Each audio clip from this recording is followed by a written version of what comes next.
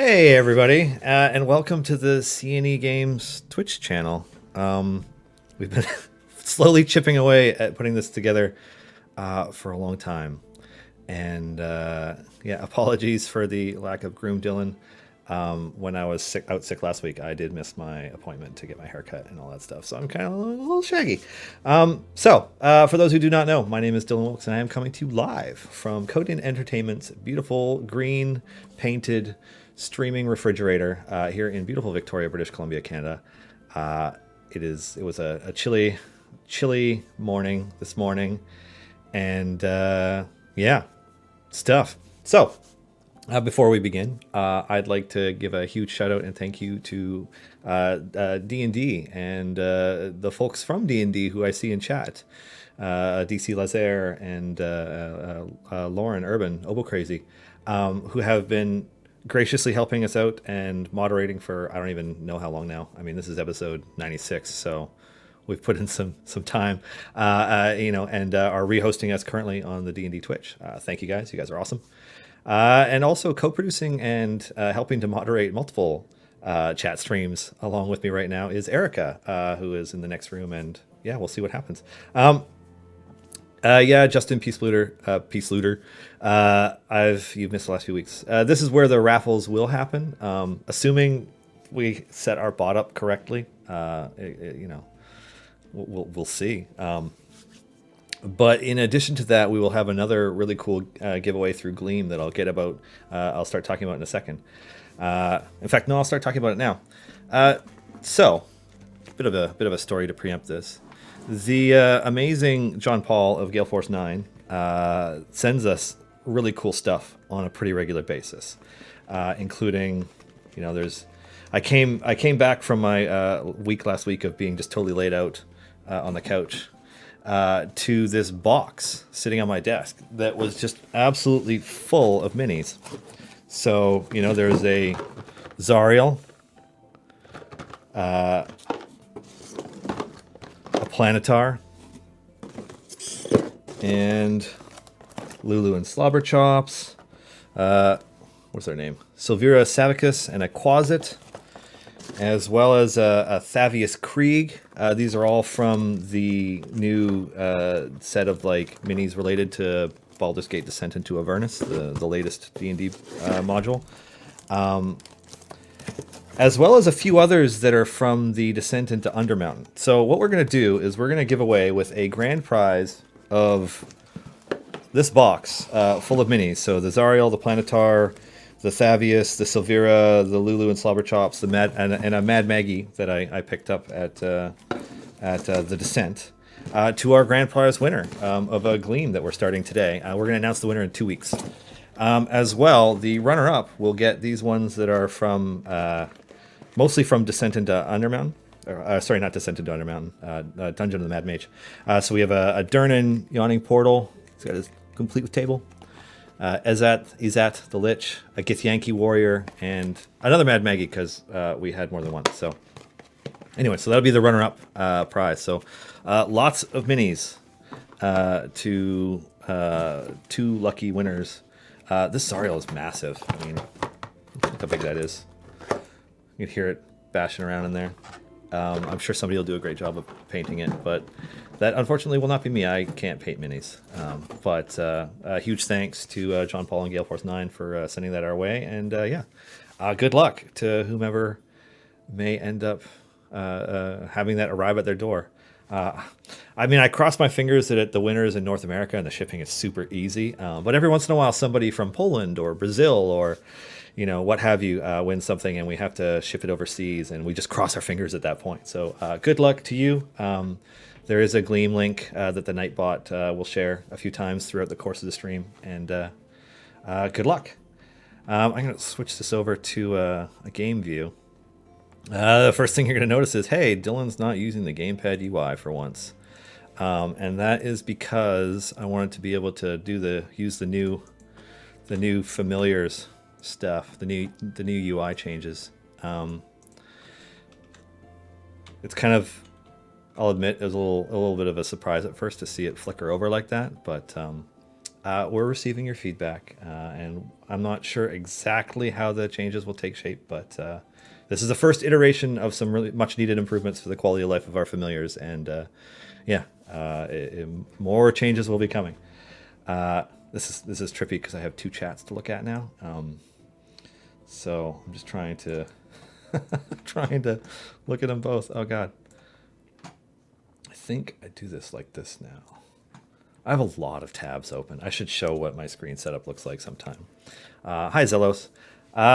If you have questions, I haven't even formatted a question document, but Dave Modi, I love how F works now. Thanks. Yeah, I mean, that's some pretty hard work from...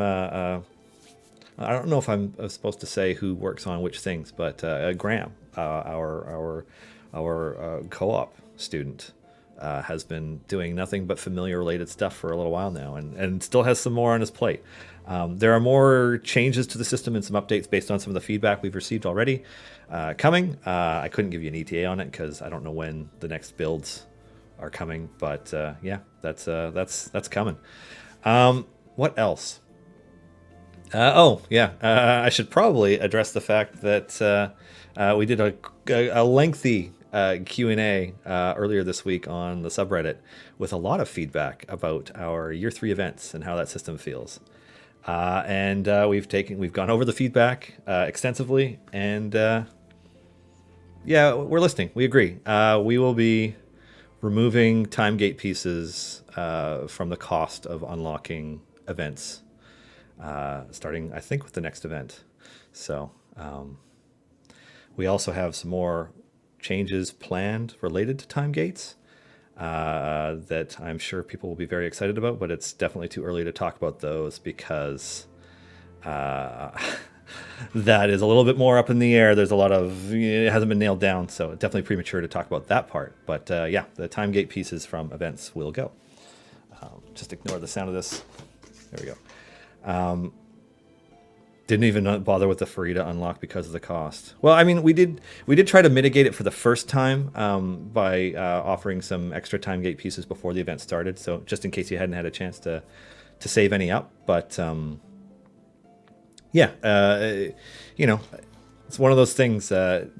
We had a perspective on how it looked and how the system, you know, could turn out based on some changes, and you guys had a different perspective on it, and you know, we waited to see how it played out, what it was like for, you know, I don't know how many players exactly played the event, but you know, we let them do it, and we looked and we took the feedback, and yeah, we will be removing time gate pieces from event costs.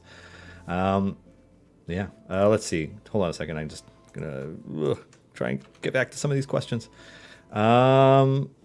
Alpha Crawl? It's no longer possible to put familiars on an empty ultimate bar before you have purchased ultimates. Is it possible to fix that? That's a great question that I do not have an answer to. I will pass that along to our familiars master dev, Graham, and see if there's something we can do to address that. I'm not sure what it'll be. I know it. Yeah, I don't. Anyways. Black.com, which spec for Krond is the best here? I tend to use Firebolt because then he can kill more than one enemy at a time, which is especially helpful when you're using Spiky Point to slow down his attacks, because you got to make sure you're staying on top of keeping your enemies clear. That being said, I mean, Shocking Grasp does more damage, so depending on where you are, you might prefer that one. So yeah. So are all champions just available no matter what, or is there some other unlock method? I don't have those details for you yet, Garwar. I will yeah. All I know at this point is that the time gate pieces are gonna go from that. We'll probably still be selling them in the shop because there are always gonna be players who just want more, and we, you know, like to make that possible, but yeah, the cost associated to unlocking variants with time gate pieces, because we're changing that aspect of the system, we're gonna have to reevaluate some of the other parts of it. So I don't have any more information on that yet. Hopefully sometime next week we have more info, because obviously there's another event coming. Okay. Are there any plans to use the assets and some of the cleaner layout from Gamepad to improve and update the normal mode? Stev. Uh, that's a good question. So part of the challenge is that the UI for the gamepad is radically different than the one for Steam, the mouse and keyboard UI. So it's not like it's an exact translation. And on top of that, developing and iterating on interfaces is an like extremely time consuming process. Like you guys think that we're slow at doing different updates and bringing different quality of life things. Well, let me tell you, if we wanted to overhaul the entire mouse and keyboard UI, it would take months. So our hope is that we have an opportunity to take some of the lessons learned and extra graphics created for the gamepad UI to do a quality of life update to our mouse and keyboard UI someday. But it's not currently in our what do you call it, our production schedule. That last try was almost spot on correct pronunciation. Oh, thanks, Alpha Crawl. Alpha Kroll or Alpha Crawl, I don't know. I'm not sure which one it is. Smut Puffin. Oh, I love that name. Can we get Regis chests? Well, I mean, Regis's event isn't coming around until early 2020, so I mean, there will definitely be Regis chests then. But no, that's not. You know, there's a gold chest through today's stream code, and there's a gold supply chest for whomever figures out the secret stream code for today, and then everybody else, I guess, because they, it usually gets shared right afterwards. All right, Lucas Upright. Was the drawing for the Descent into Avernus digital copy completed? I'm not sure what you mean, Lucas Upright. Oh, the drawing for the D&D Beyond copies of it. Yes, we did do that. We didn't stream last week, so we didn't announce it on stream, but we did contact the winners, and I believe we announced it through social media. I'm just going to follow up, because if we didn't announce it over social media, I will get the names now. But I'm pretty sure we've already contacted all the winners for that. I ended up having a really fun Office Plague that has been making the rounds, that has currently taken out one of our co-founders all this week so far. And it's just like a pure energy sapping thing. It was unfun. And so I stayed at home and played video games, wrapped in a blanket, and slept a lot. So they were announced via a Twitter post. Okay, good. Yeah. Alrighty. Previously, you said that you couldn't see a Mind Flayer character because they were not heroic. Sangalor from Waterdeep. Are you opposed to all monstrous races? No, I love monstrous races, and I wish we did more.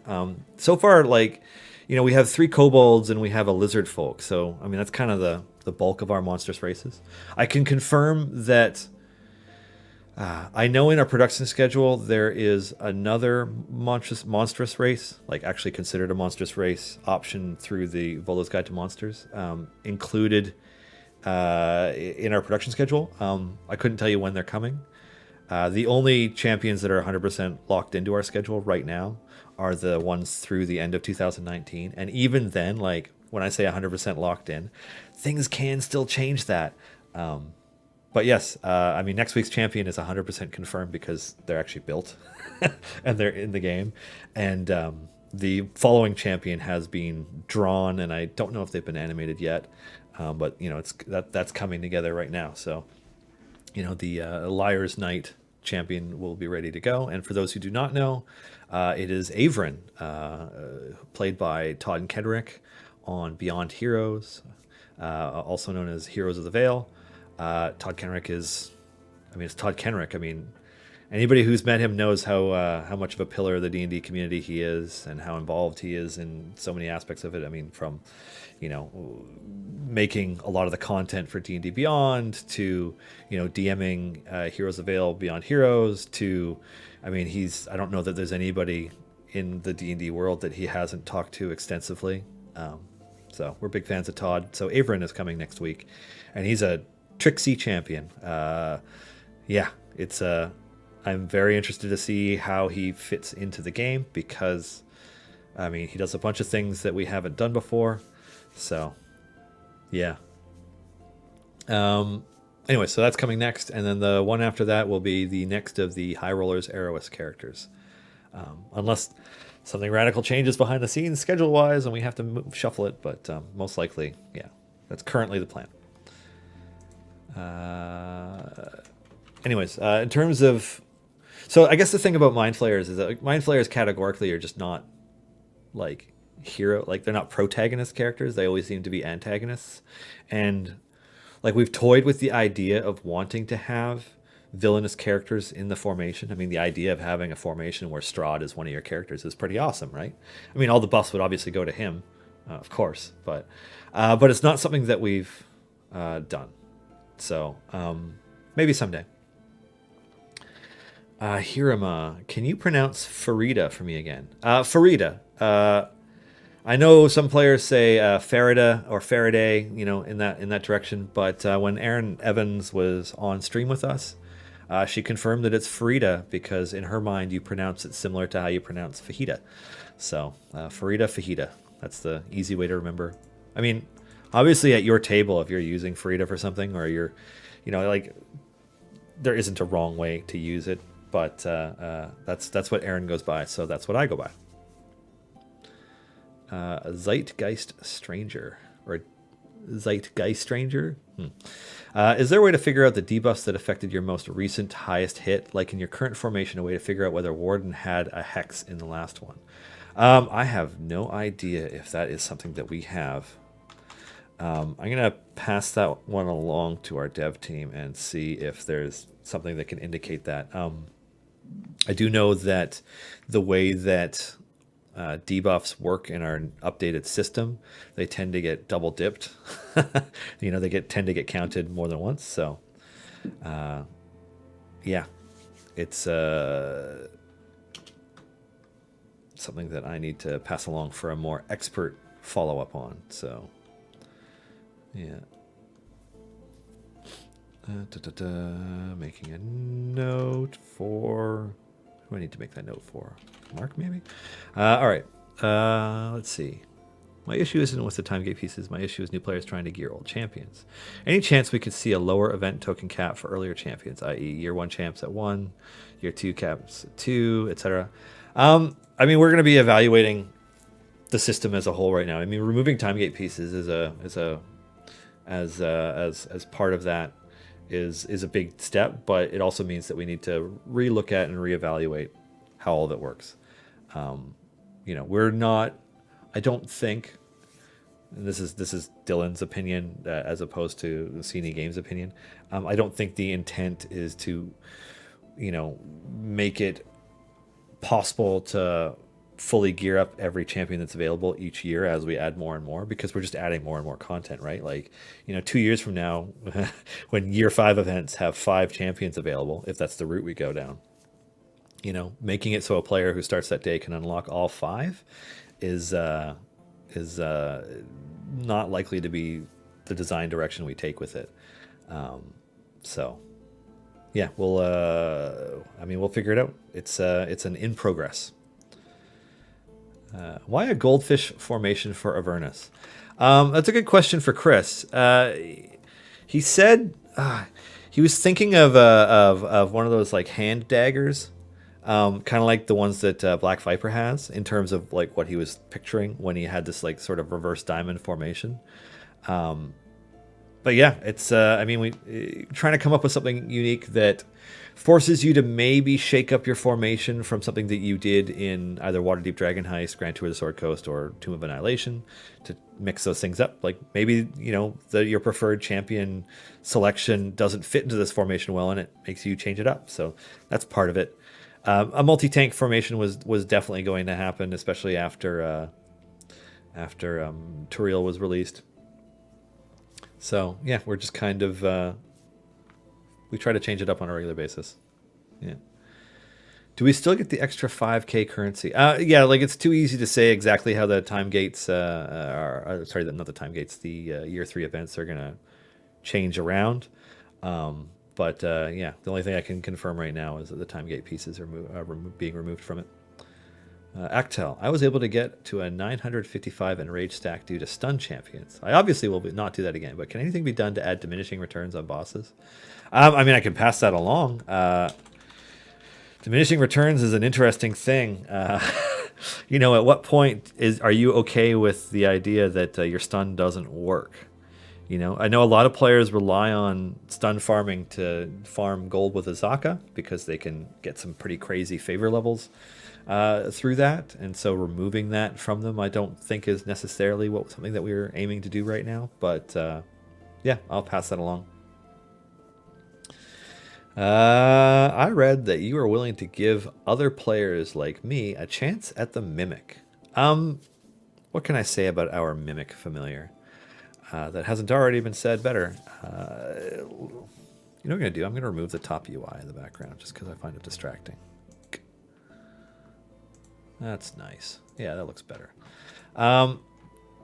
So I guess the answer that I can give to that is that none of the familiars or skins, or golden epics or feats that have made it into their way into the game, and then moved on for one reason or another, whether it was from a weekend promotion, from some specific type of giveaway, or a weekend celebration, or whatever.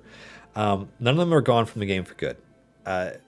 We have plans around how we would like to reintegrate them into the game and make them available in other ways, but nothing to share yet. So it's the main reason why we keep tight-lipped about it, is because of that. We don't want to say it's going to happen one way and maybe have it happen in a completely different way and make people upset about it. So, it's on our list. And on that subject, before somebody asks, because I'm sure it will pop up, previously available golden epic equipment cards from weekend promotions. That's something that we are targeting as part of a feature launch this quarter.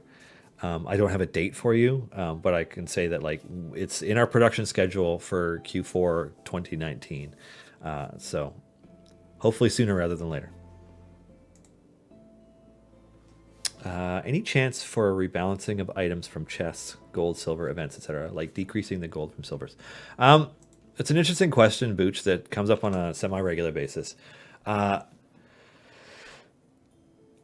What I can say about that right now is that event champion chests are being looked at. I can't really go much further beyond that. It's a big question. Yeah, it's a big question that I definitely can't get into, and that I should just leave it be and let Justin answer it when he has time. But I can confirm that looking at event champion chests, specifically like Stokey and Grama and Kron, to some chests were behaving a little bit differently than others, etc. We will be looking at that. So yeah, can we get a Pumat Sol Prime character? Well, Smut Puffin, probably not. We are huge fans, obviously, of Critical Role, both as a show and as community leaders in the D&D community. And they're wonderful folks to work with, and we are happy to be able to work with them and support their show. But they're very busy, and they're very focused on what their plans are next for both Vox Machina and the Mighty Nine. And it doesn't look like including them in our game is something that's going to happen anytime soon. But if the opportunity presented it yourself, you bet we would absolutely love to do it. So, yeah. Migster Man. Hey, Dylan, I think I found a bug. If you're using Turiel, you can hot swap him out of the front row while the other front champions are under attack. On the Steam version, if you drag and drop another champion into Turiel's spot, it won't let you. But if you drag and drop Turiel out, you can swap.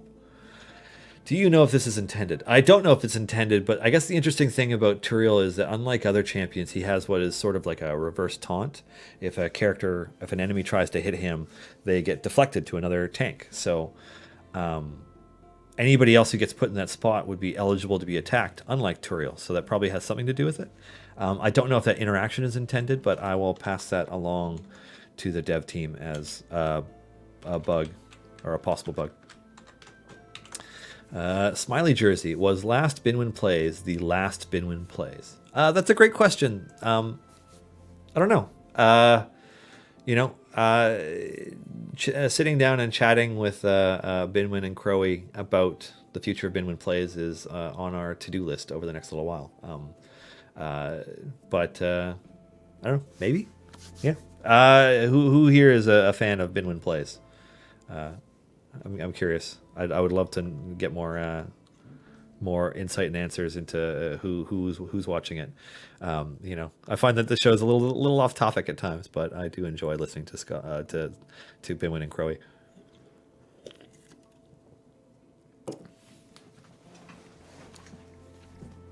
You enjoy it when the Criddler isn't there. Honestly, I think the Criddler is my favorite bit by far that they do.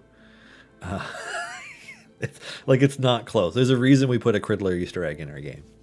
Yeah. Off topic, it's an idle game. Well, yeah, I guess. I've learned more about Binwin's digestive tract than I ever thought that I was going to by listening to Binwin Plays. So, it's interesting. I wish Binwin Plays was 2 hour long. To be honest, I've never watched it more than 5 minutes. Yeah. Anyways, yeah, if you guys like them, I mean, tweet them at Table Titans. Tweet at them that you love Binwin Plays and you want it to continue. Keeping familiars after reset. I'm not sure what that means, Doomhammer Time. Are you referring to wanting them to be saved into their previous position?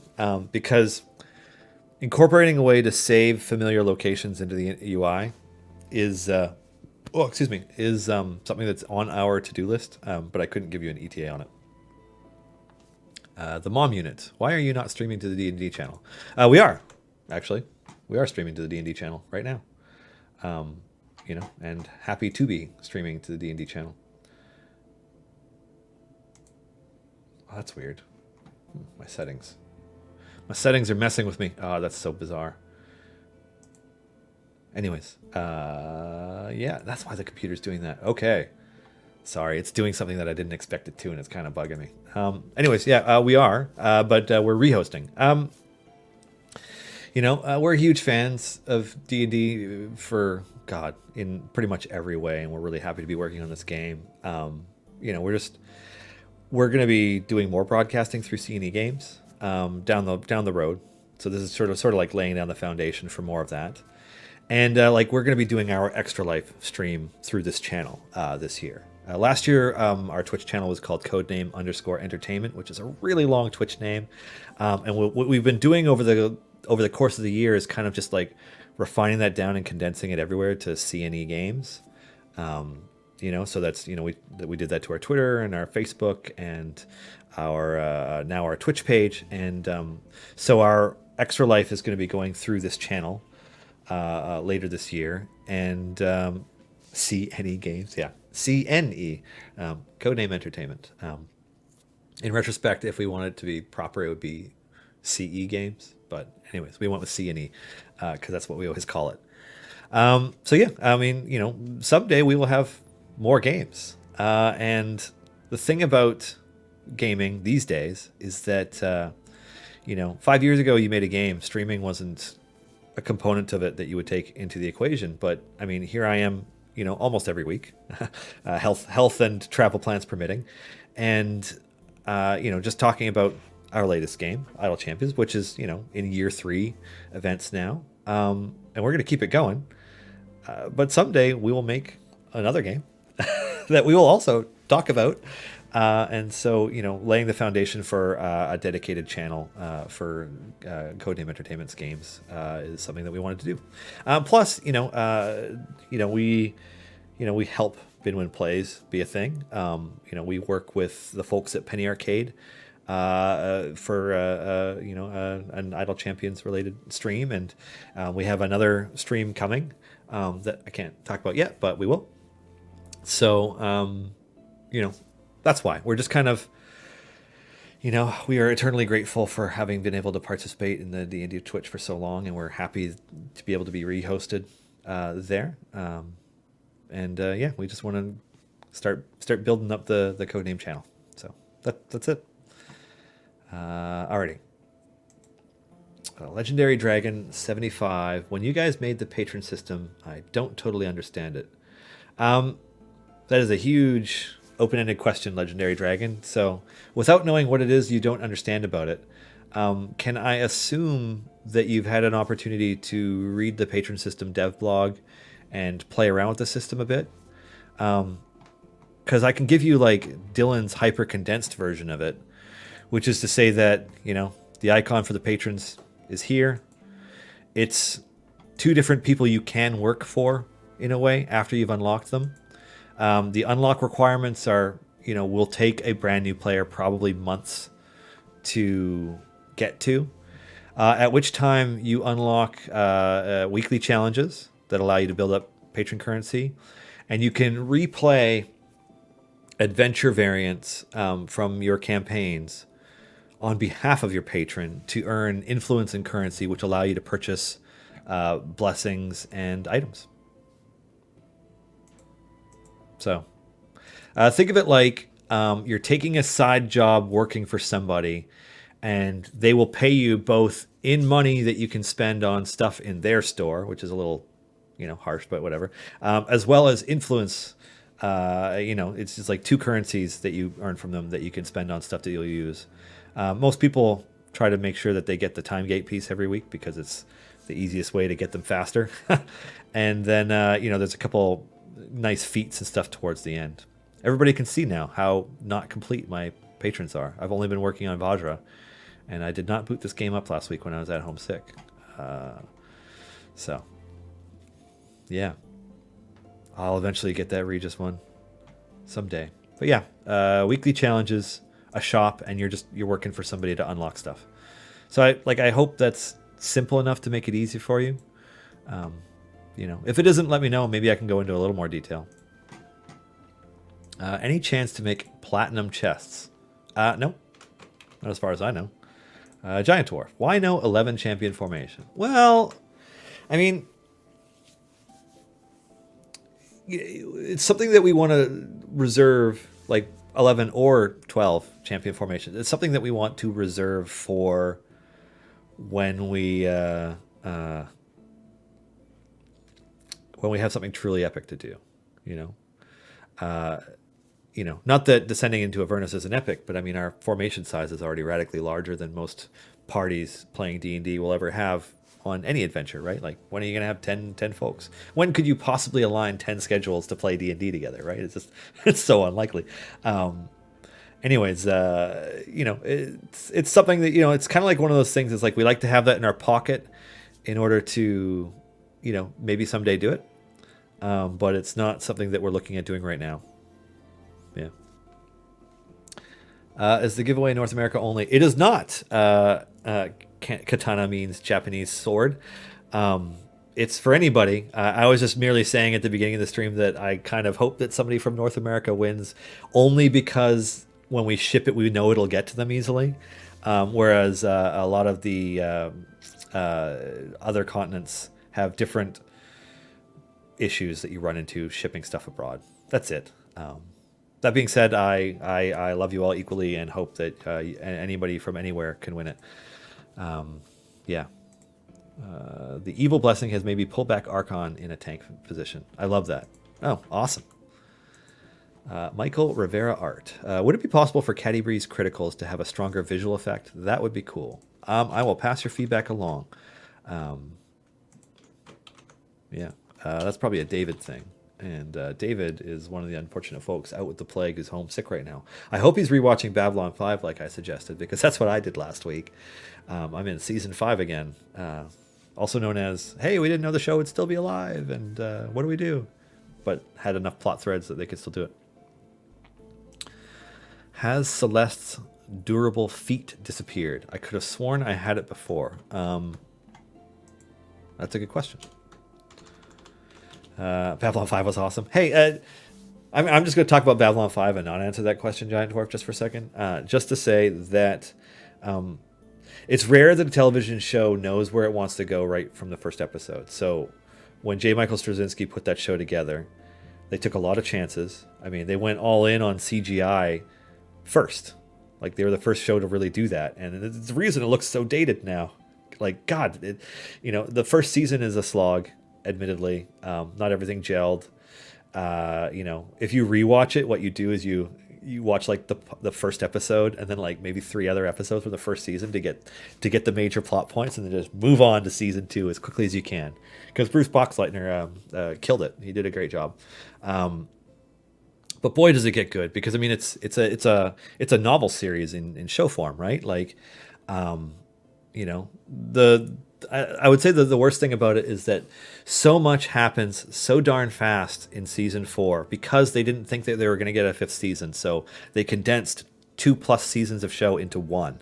And like, it's just like boom, boom, boom, boom, just going through it. Londo Malari was the best character. I would counter with Londo and Jakar are the best characters, in that both Andreas Katsulas and Peter Jurassic had amazing chemistry as antagonistic to each other. And when they finally, spoilers of a now almost 30-year-old show, when they finally reconciled their differences and like worked together on things and traveled together, it was one of the best parts of the show. They were awesome. Vera was great. I mean, a lot of the characters were great, and some of them not so strong. Daffy Duck, Egyptian god of frustration. That was good. Yeah, that was a good moment when the security guy, what was it, Jeff Conaway's character, was trying to explain to Jakar why he had a Daffy Duck poster. Oh man. Anyways, I just wanted to gush about Babylon 5 for a minute. So if you ever get around to watching it, you know, the first season is not strong, and there's some weak stuff in the second season too. But it's one of those shows that, you know, if you can make it through the major stuff to get to like season 3, you'll watch every single minute of it from there on out. It's, yeah, it really, really rewards dedicated viewership in a way that almost no show ever has. And unlike Game of Thrones, it ends really well. Anywho, let's see. Came in late. I guess I should use up my time gate pieces. I mean, I wouldn't suggest using them all up, Cranky Frank, unless you have a lot of characters you want to unlock. All right, Giant Dwarf's question. Has Celeste's durable feat disappeared? I'm going to follow up on that with Erica. And see if I can't get an answer to that, Giant Dwarf. So if I get a response related to that, I'll let you know. I do know that we had a couple different epic feats show up that weren't supposed to, and we fixed that kind of glitch, but we didn't want to take anything away from players. So players who'd made purchases still got to keep them, and it was just like, yeah, we were trying something new, and it doesn't always fly properly. Yeah. Elder Gob, can someone tell me the champion specializations of the current formation, please? Yeah, absolutely. God, I can't remember names. I only remember them by like I click on the right button or left button. Naily is Vengeance, as per always. Walnut is left of middle and right. What are the names of those? God, I have to look it up.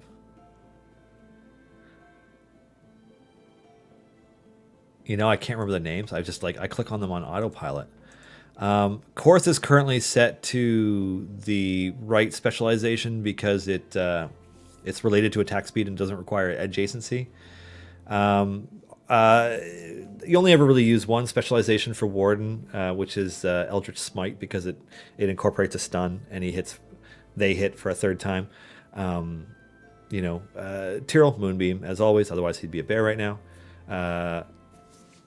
Puent is the far right specialization. That's name I can't remember. The one that increases the attack speed by another 5 seconds, just because it offers a better DPS boost. Krond is Firebolt, the far right specialization, because he hits multiple enemies. Brunner is the one on the left because he gets stacks for tanks getting attacked. That just makes Rally a little bit better at the wall. Catti-brie is in the zone, I think it's called. And I can't remember what I clicked on for Ayla. I'm sorry, I really do autopilot my way through clicking on their stuff. So I hope I answered enough of that. Yeah. Giant Dwarf. Previous year event champion free play doesn't increase until you get your gold chests. Despite how the completionist knows wants silver chests to get those drops, it still feels like a sad trombone moment when you see that silver as your reward. What I mean by that is you pay your tokens and you get a silver. Yeah, okay. I get it, Giant Dwarf. Yeah. I mean, I'll pass that along, and like, you know, it might be something that we're considering as we update events, but I couldn't tell you exactly what the plan is.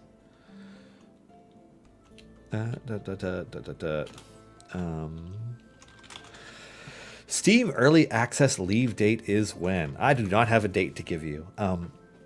What I can do is reiterate what Justin said on stream a few months ago, which is to say that there are more features that we want to bring into the game in order for us to consider Idle Champions feature complete enough to come out of early access.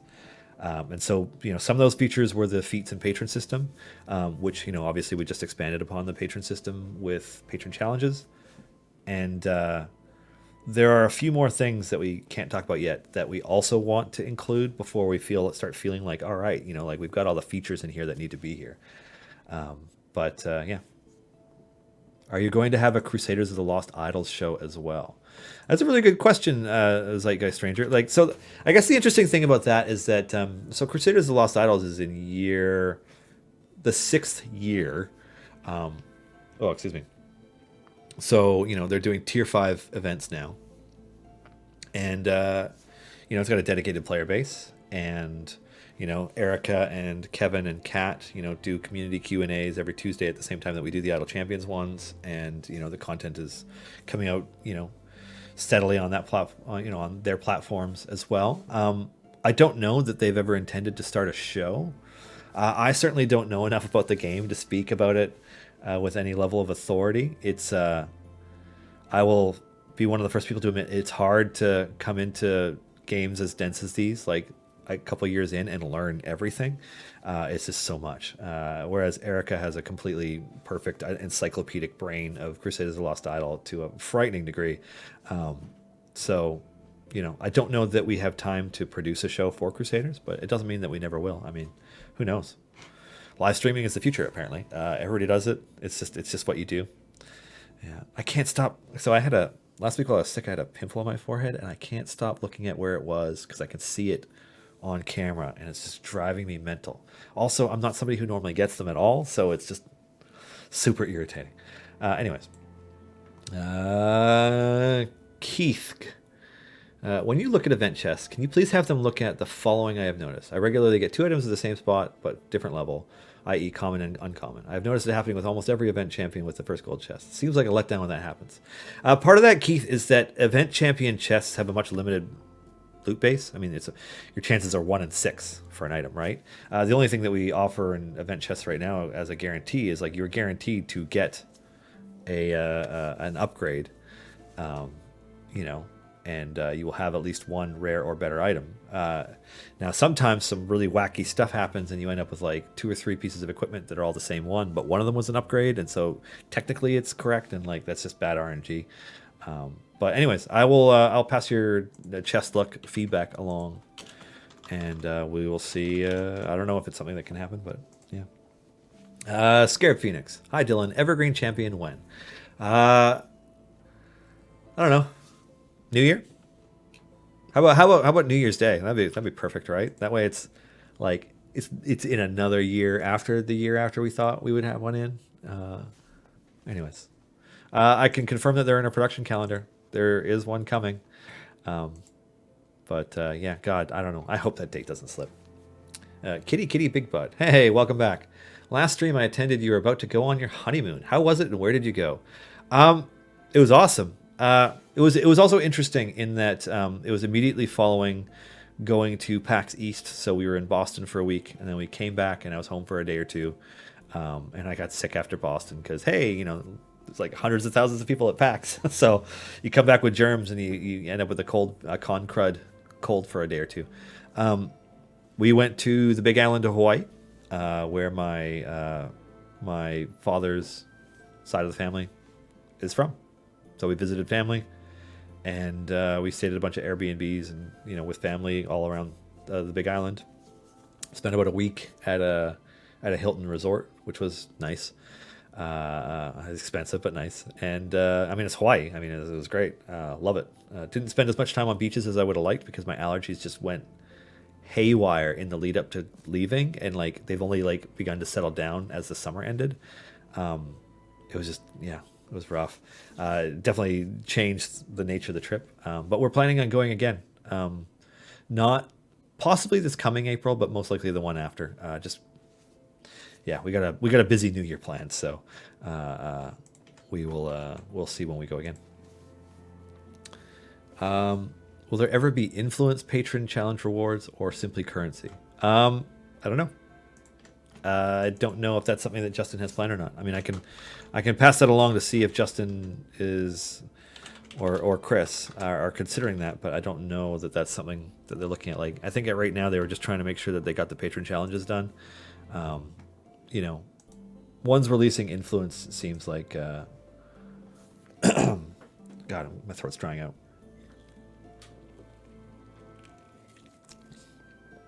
Oh, that helps a bit. Oh, lost my train of thought with that too. So yeah, will there ever be patron challenge rewards or simply currency? Influence. Yeah, that's a that's a hard maybe. Yeah.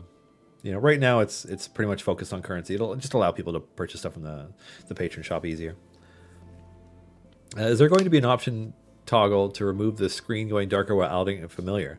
I'm getting headaches from screen flashing dark and bright 15 times.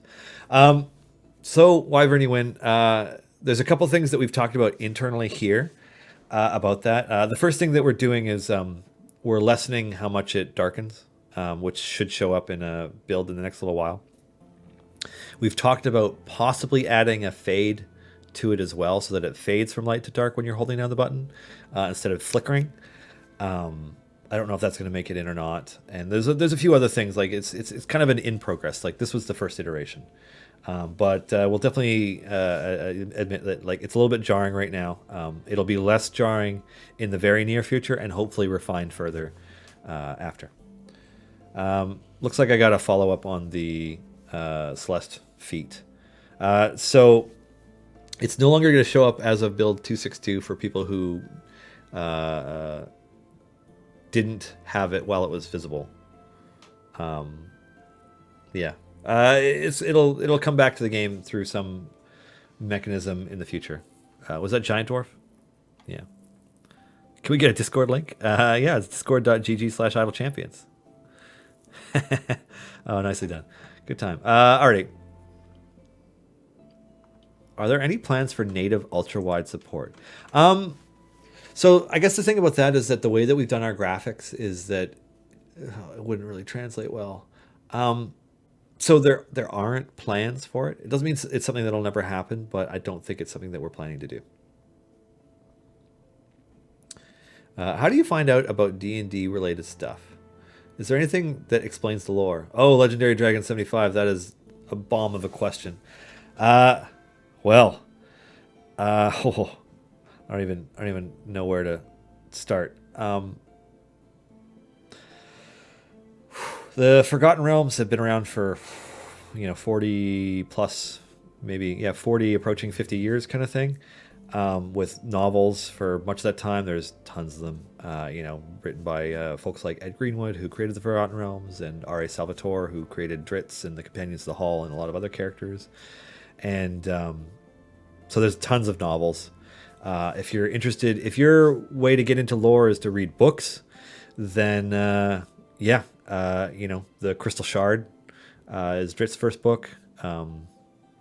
You can get Brimstone Angels, Aaron Evans' Frida books. They're a little bit more recent. There's crazy amounts of lore in the actual D&D books because there's context. Like, just as an example, like in 5e, Mordenkainen, depending on how you pronounce it, Mordenkainen's Tome of Foes has most of what you would need to know about the Blood War to understand the context of that adventure. There are podcasts that the D&D website puts out. There's like Lore You Should Know podcast. It's usually like Tito and Chris Perkins or somebody else from Wizards talking about some aspect of the D&D multiverse. There's tons of stuff in the books. There's the website. There's wikis. Like, it's quite frankly, there's an overwhelming amount. I know it's not technically official, but the Forgotten Realms Wikipedia, or the Forgotten Realms Wiki, is like meticulously managed and has an incredible amount of information in it. Highly recommend that one myself. There's lore everywhere. If you're one of those people who picks up lore as you play games, games like Baldur's Gate by BioWare has been re-released by Beamdog for modern systems, so you can play Baldur's Gate 2. You'll pick up a lot of lore as you play through games like that as well. So there's just tons of stuff. All right. I need more possible sources of patron influence. I've completed all patron variants currently available. Bought the maximum possible global perks for the available influence. Sitting at 28 out of 50 for Mirth Tier 5 and 10 out of 50 for Vajra Tier 5 to complete. Would still require a ton of influence. Bucci, you'll be happy to learn that we plan to continue releasing adventures and variants, including the ones that came out yesterday for a new campaign. So, I mean, you'll get there. Yeah. You will get there.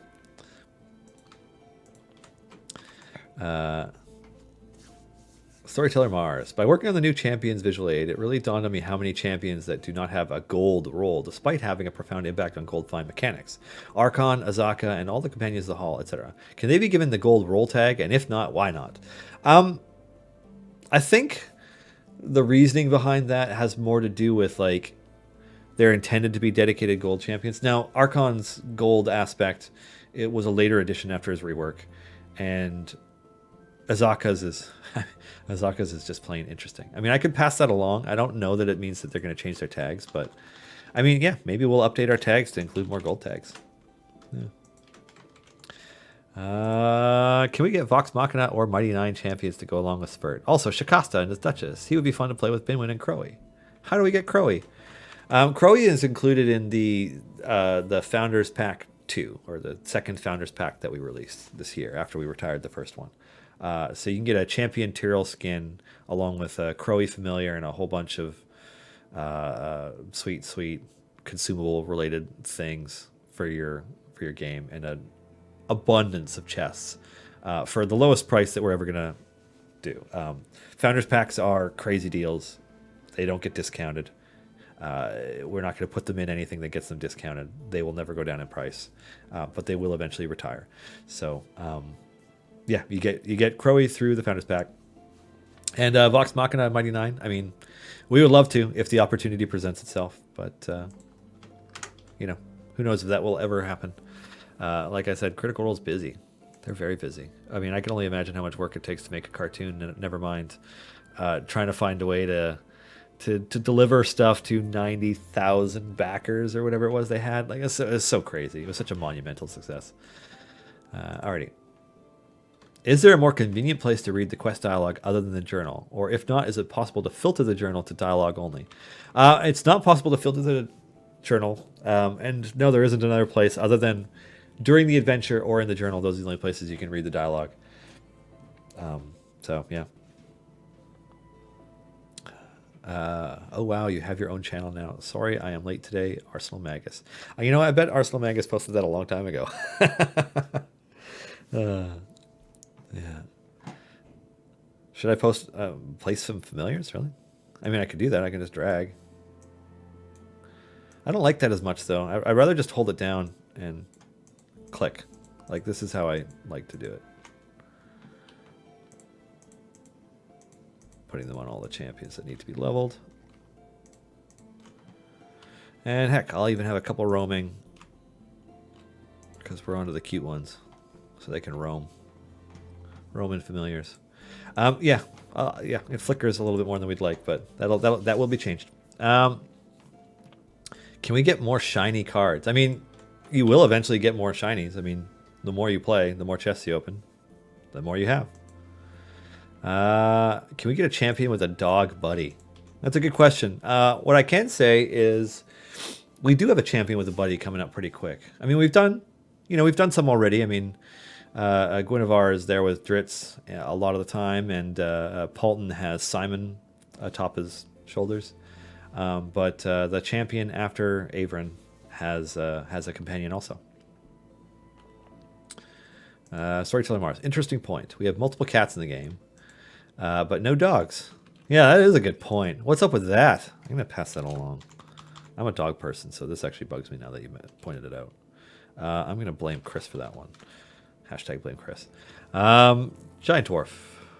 I feel like it'd be a good benefit of cashing in these time gate pieces to unlock that third champion. Even with 5,000 given, with these tokens, odds are I'll break even versus a normal tome gate and gold chest and the loss of the extra favor boost. Yeah, I mean, it requires more thought. That's all. Can you spoil the weekend champion buffs? I can. and they've changed. I know some of the people who like to dig through our files in advance have also realized that there's been a bit of a shuffle of who's getting buffs this weekend. So this coming weekend is Baldur's Splat weekend. So that will be buffs to Spurt, Shandy, Minsk, Strix, and Neris, with a golden epic for Spurt.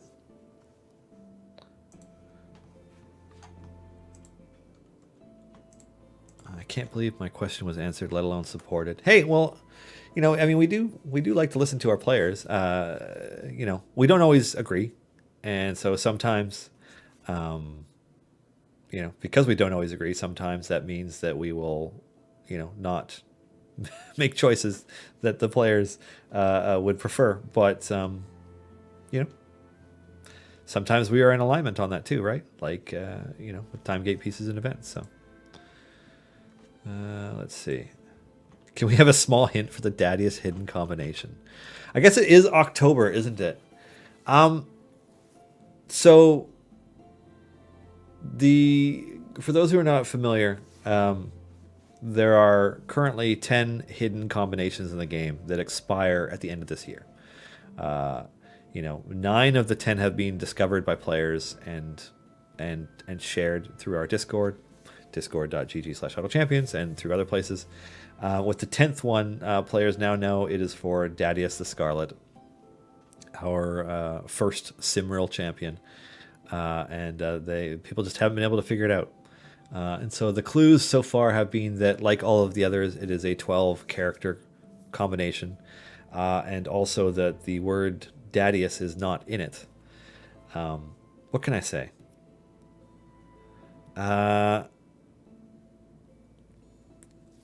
Some of the code is oh no, that's too good a one.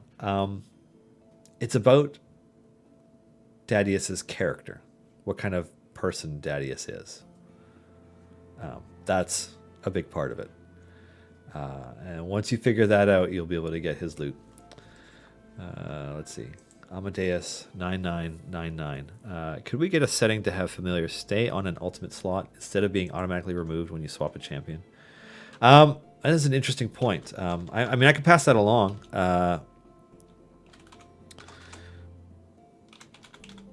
It's interesting because, like, when you remove a champion, technically that ultimate is removed. Like, it's gone. It's not a slot that becomes vacant. Like, they all shuffle around, and even the numbers to activate them change if there isn't an ultimate getting replaced. So, yeah, it's. I mean, we can see.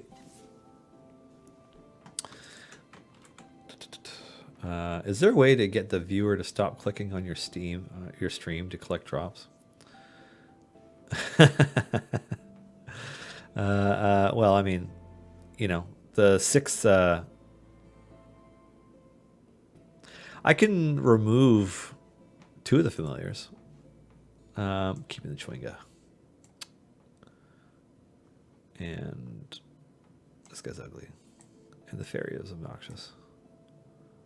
So, does it still automatically pick him up at that speed? I can't remember. When does it stop? At 2. All right. Okay. Yeah. Now the drops are just leaving there. Now people can look at the screen and feel the need to pick it up by mouse overing the coins. Yeah. Oh, you meant us viewers. Hey, well now I've made it worse. When unlocking a 3rd champion, will we get 5k currency like we did when we spent our time gate pieces? I don't know yet, Aogain.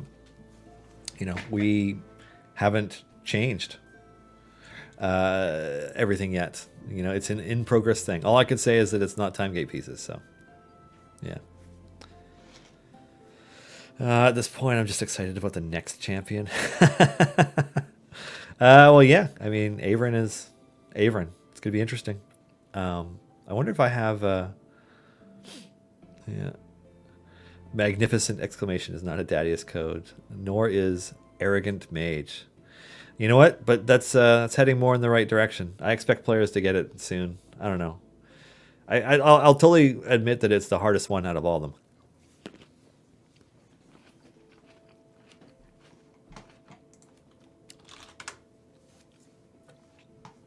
Okay, so what else we got? What else? Hit me. What else you got for questions? Otherwise, I'm just going to talk about Babylon 5 because I just watched so much of it in such a short period of time that it's on my mind. Oh, B5. Just talk about B5. Yeah, I mean, I guess I'm not. You know what I'm going to talk about actually is the Expanse because that comes back this December for season 4. And I don't know if anybody here has read the novels by James S. A. Corey, but they are phenomenal science fiction novels that are extremely well thought out and well written, and they're fantastic. But the show, surprisingly enough, is an absolutely amazing adaptation of the books. You know, they've even managed to do things like there are characters that don't show up until the second book at all, that are in the first episode of the show, because they wanted to have everybody on the playing field as early as they could, and just so they could incorporate them into the stories, and so you could get to know them better. And it's just they have done an amazing job. So the yeah the I don't even know what else to say about it. I mean, I've read all of the Expanse novels that are out, and there's only going to be one more coming out apparently, which will be the last one. I don't know the name of it. So I don't want to spoil anything that happens beyond where the TV show is right now. But the very fact that they, you know, Amazon picked it up, renewed it, produced a season 4, and then has already renewed it for season 5, like, is going to give viewers an opportunity to get really hooked on the show, because there are some interesting events that really take that storyline. It just takes off. Yeah, I'm excited. Do you know what the distribution across platforms is? I.e., how many people are on Android and Steam, etc. We do. It's not information that we share publicly, but yeah, we're aware of how many players we have on, Steam, Xbox, PlayStation 4, Android, iOS, and as well as through WebGL platforms. Has anybody in the office started an Avernus campaign? No, not yet. People want to. So there are multiple groups of people who play D&D in the office. The person who DMs the Lunchtime Curse of Strahd campaign also DMs an evening campaign for another set of people who work here and their spouses. So I suspect they will dive into doing the Avernus campaign before we do here. Our Lunchtime Curse of Strahd, I mean, it would be totally par for that experience to end up in Avernus, following the Domain of Dread. Strahd's domain has just been misery. So, yeah. But yeah, otherwise, I mean, the Avernus campaign is the next one that I'm going to DM for my home friends after we finish Tomb of Annihilation. So we're pretty excited. It should be good. Okay, what is your favorite character now and why? Thanks a lot for your work. I mean, I'm biased towards Warden. Warden was a joy to design and write about, and work with Kat to draw and animate, and work with Kat to draw, and then Kat took care of all the rest.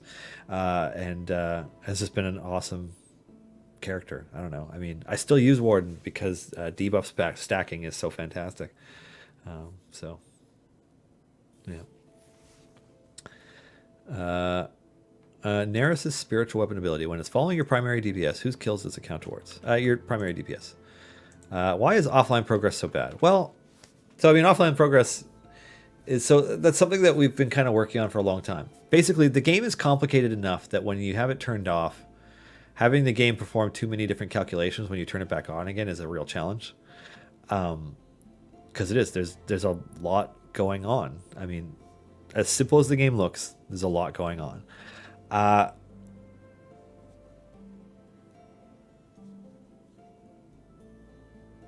see a bunch of different questions there. It's hard for me not to start answering the new ones that are coming in instead of the ones in order as it.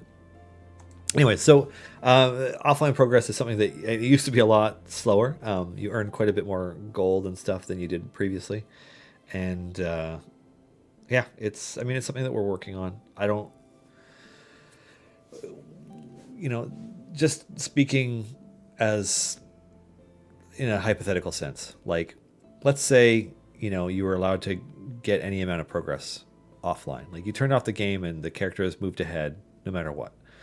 That would break some variants, like because a lot of variants wouldn't work. Like you can't really, in fact, you couldn't really do it for anything other than free plays because in variants, whether it's characters that take up slots in your formation and move around or different other things, some of them require a lot more active play.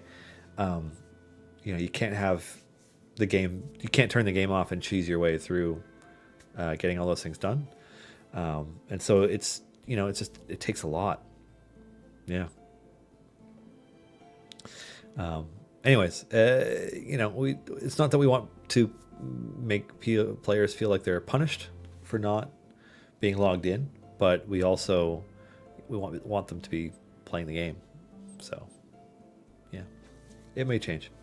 Let's see. Question or suggestion: would it be possible to store both familiar position and specializations in the save formations and have a familiar spot to toggle them to make the game even more idle? Maybe. There reaches a point where like we want players to have to engage with the game and make decisions for it, yeah.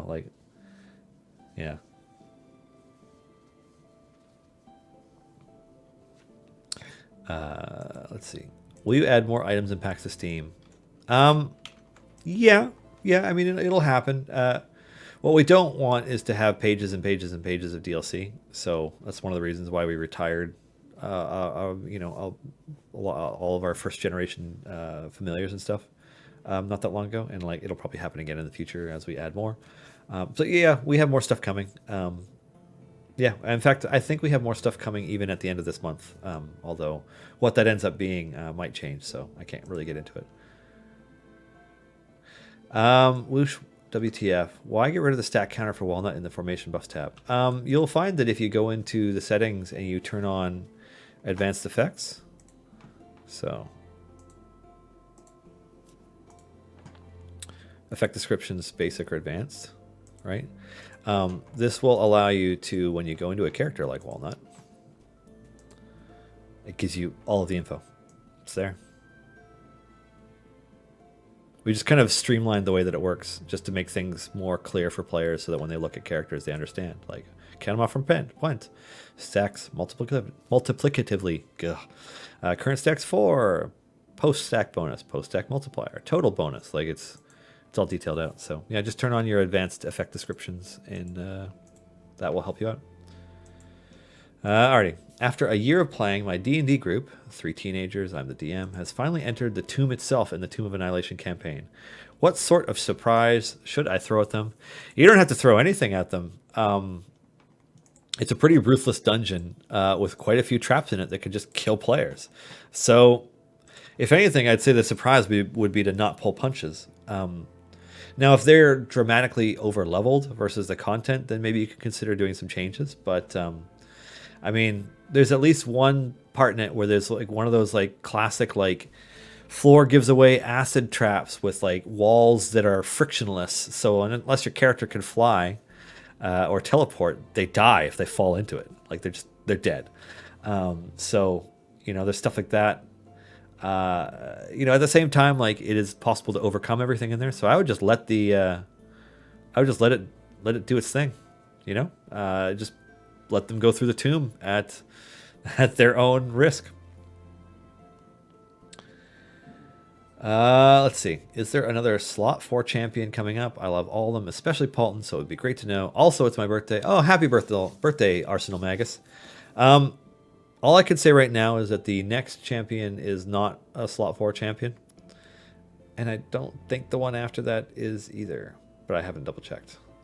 So, will there be another one? Yes. Are they coming soon? Possibly. Yeah. Are you planning something like missions or crafting as seen in Crusaders? I I think that if we wanted to incorporate features similar to those ones in Crusaders, that we would want to do something new.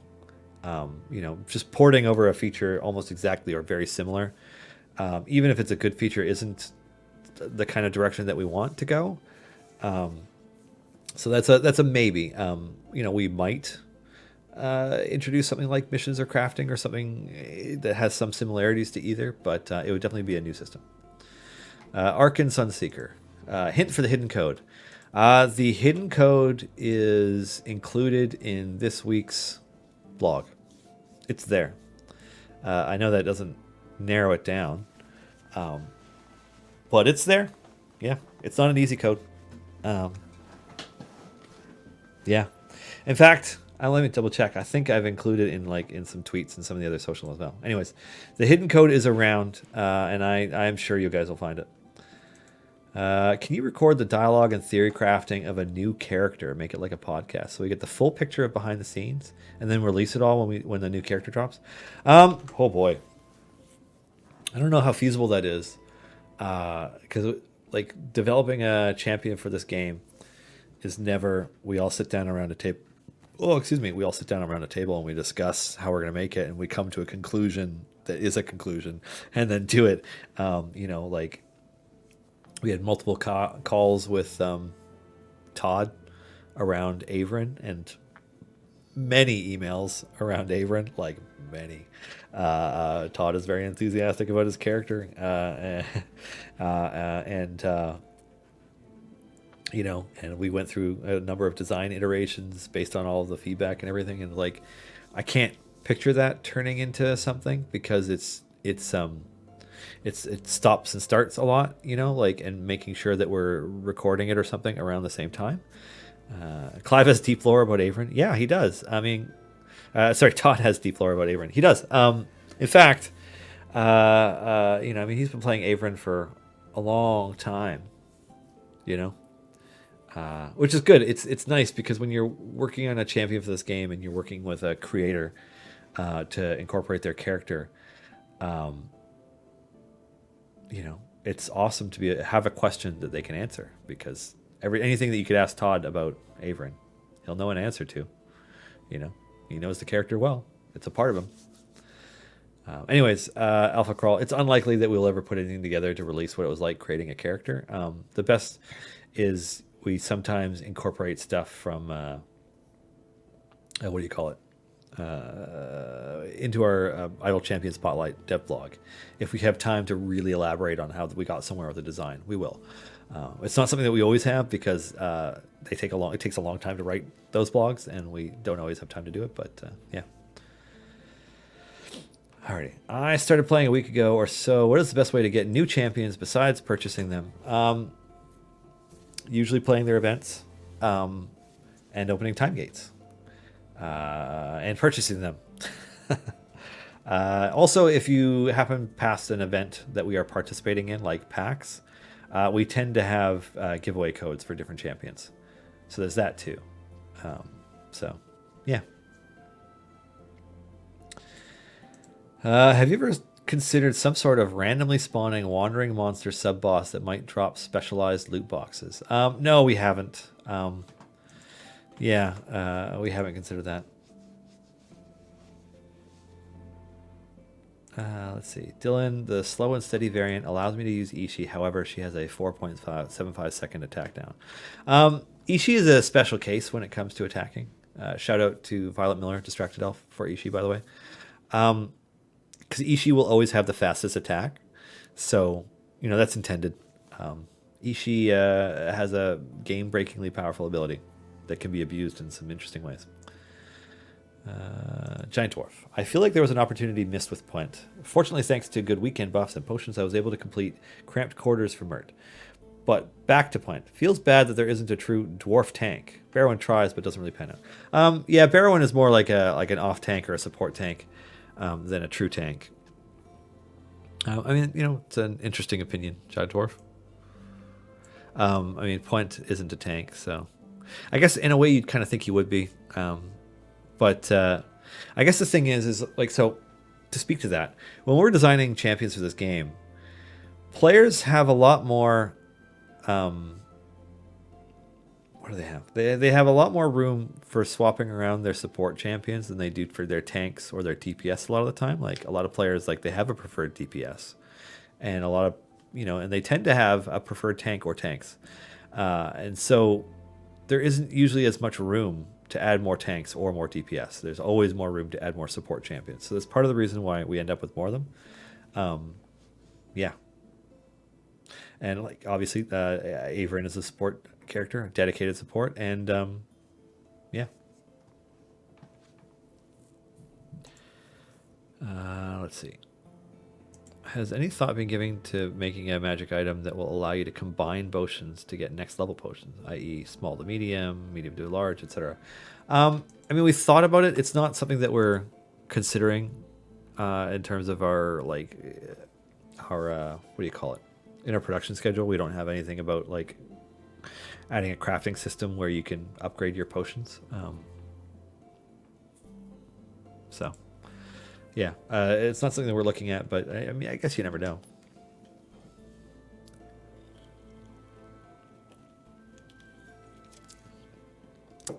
That's an interesting question. I don't really know the answer to, Cobra King of Ert. If cloud computing is a thing, then couldn't Codename Entertainment set up a system where people can pay real money to have their offline progress handled by them and give an option for other players to offer their processing power for in-game currency? I mean, that sounds like a really, really fun technical nightmare for our developer team. So, I mean, I could pass that idea along, but I suspect they may laugh at me because it sounds like a lot of work, and we're a pretty small crew over here. But yeah, you never know. I mean, I'll pass it along. Let's see.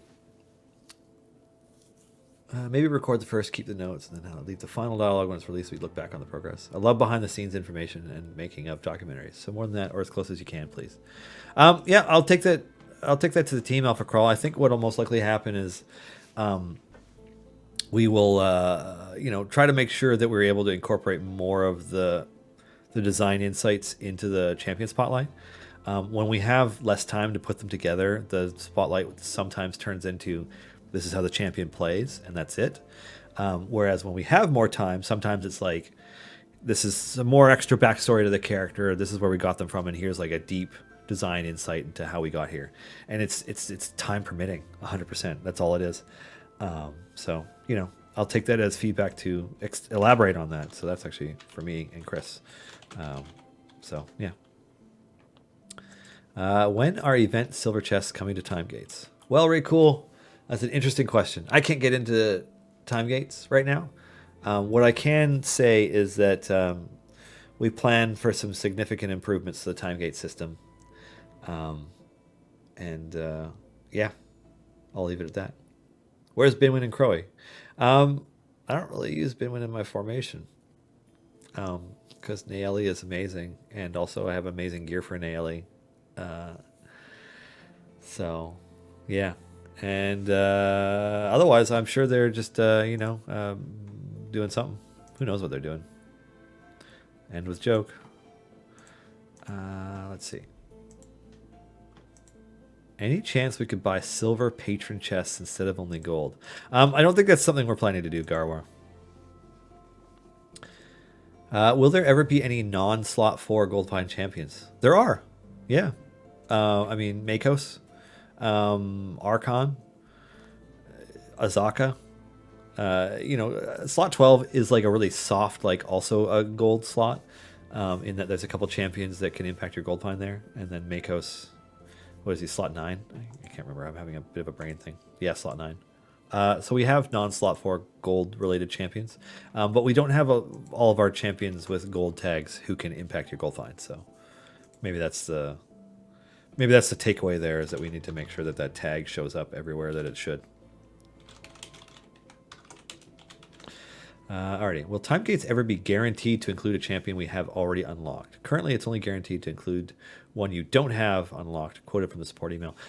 So that's the way that it currently is. God, you guys are... I mean, you guys just want to know about time gates because we've said that we're going to update them. I don't want to talk about it because I don't want to explain what our vision is for it and have that vision change and people get disappointed when it changes, because I hate doing that. It kills me. So we're going to remain tight-lipped on the future of time gates until we have more information to share. But it's, it's something we're working on. Will supply chests be available for purchase with gems in the future? That's not something that we're planning to do, but I mean, as with all things, nothing is 100% set in stone forever, and that could change. Justin did imply there would be something similar to Crusaders of the Lost Idols missions prior to a new Evergreen appearing. Is this still true, and is there something in the works? Yeah, so basically, what I can confirm is that one of the features that we want to incorporate into the game before we consider it ready for leaving early access is something to do with your benched characters. What that looks like is very much up in the air. But, Point was the 50th champion for Idle Champions. Avon will be 51. And, that means that at any given point, you have 40 to 41 characters not being used. That's a lot. And it also makes it harder for you to want to sometimes invest in unlocking and gearing up other characters because you feel locked into the ones that you have that have the best gear or whatever. So, finding something to do with champions that are not in the formation is very much on our minds and is something that we're planning to address. But it's very much too early to talk about what that could look like. Any hints on who will be getting the next skin? Is that something more planned out, or is it more spur of the moment? It is decided. I should double check who's getting the next skin because I'm not sure. So what I do know right now is that we have a number of skins created that are like in various stages of progress through the pipeline. You'll notice that we don't have champion skins like champion whatever for everybody yet, at least out of the core champions, but we will. I am not seeing. Sorry, I'm just doing a quick glance through some of my back and forth messaging to see if I have it handy. I do not have handy information about who's getting the next skin. All I could say is, I don't want to get it wrong. It's so I've seen a bunch of them in progress and I've seen some of them finished, and I'm not sure which ones are coming when. So I don't want to say, oh, so and so is getting the one next, and then screw it up and have you not know. So I will. I will. I'll figure that out. That's what I'll do. But yeah, there are more coming. Yeah. Video will not buffer after 10 minutes of waiting, but that Avernus formation looks cool. I want Ayla and Krond. I highly recommend Ayla and Krond. Krond is a little bit reliant on you having enough evil and or strong champions to make him work. But Ayla, I find a ton of use for. Ayla's great. And on a side note, Katie Morrison, who plays Ayla, is awesome. Huge fan. She's so fun. She's good people. So Cantankerous Gandalf, I'm sorry you're having problems buffering. Part of it is that I know that we need to upgrade the C&E Games Twitch. It's on our to-do list, and we didn't get to it before this stream. And so, the quality options and stuff are not as what we want yet, but they will be. We'll get them there. Yeah. Okay. I'll get on that as soon as I have a moment. Any word about the missing Evergreen Champions or Part 2 of the Year 1 Champion Balance Update?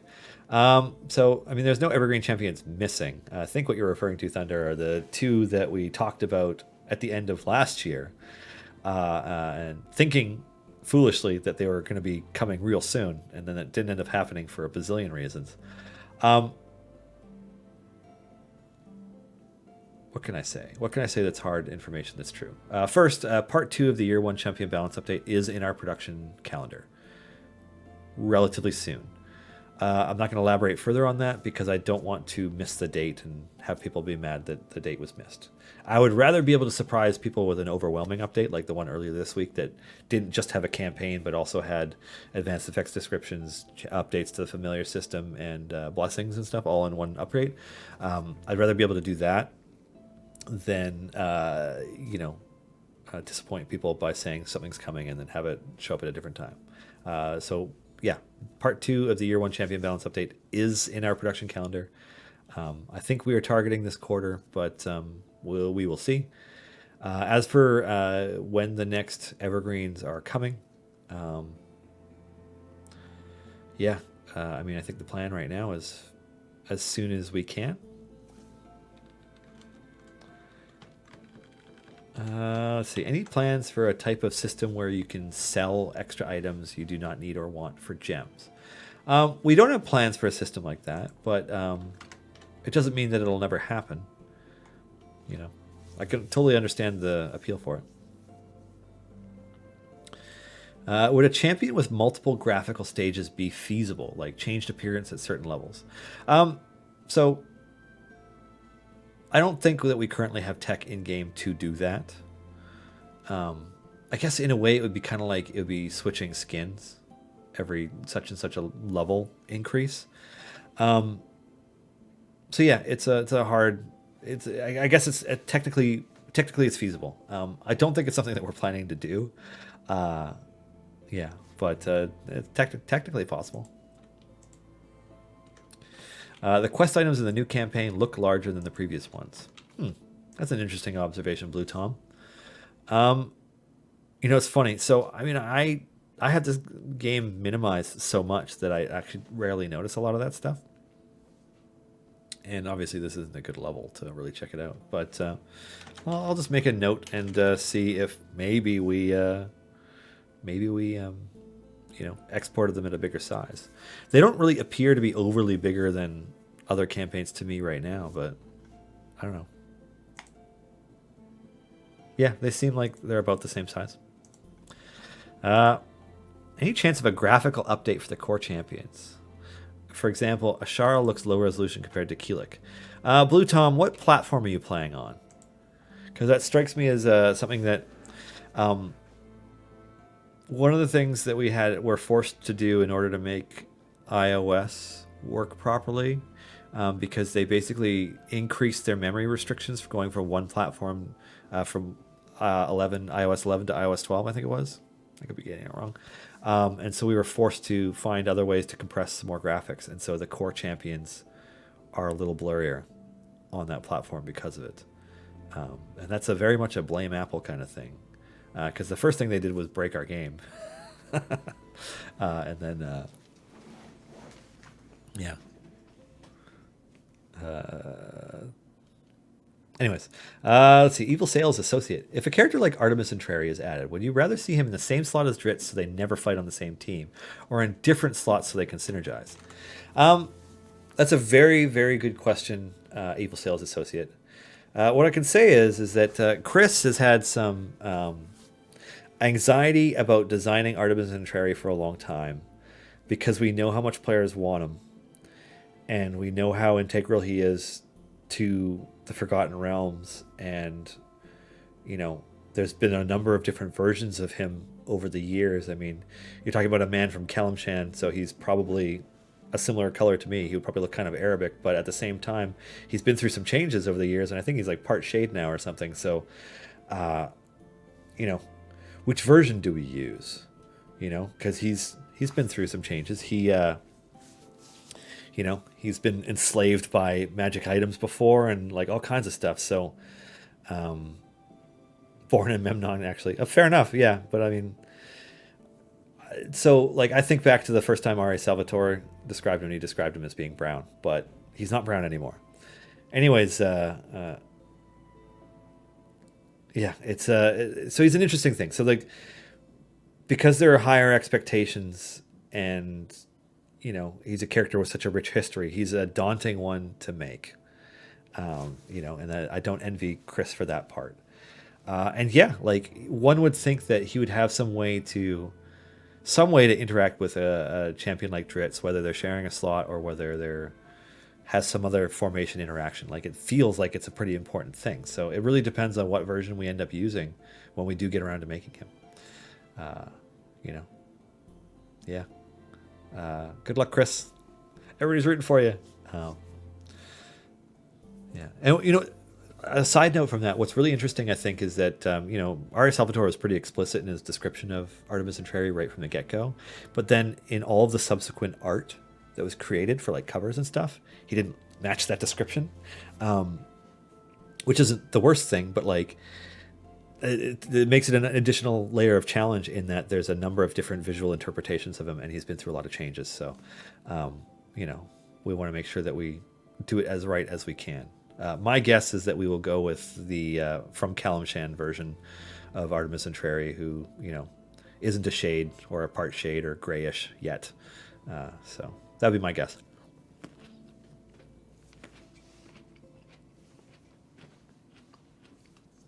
A way to target gear for a specific champion would be very helpful. Currently, this is only possible for event champions and in a very narrow way.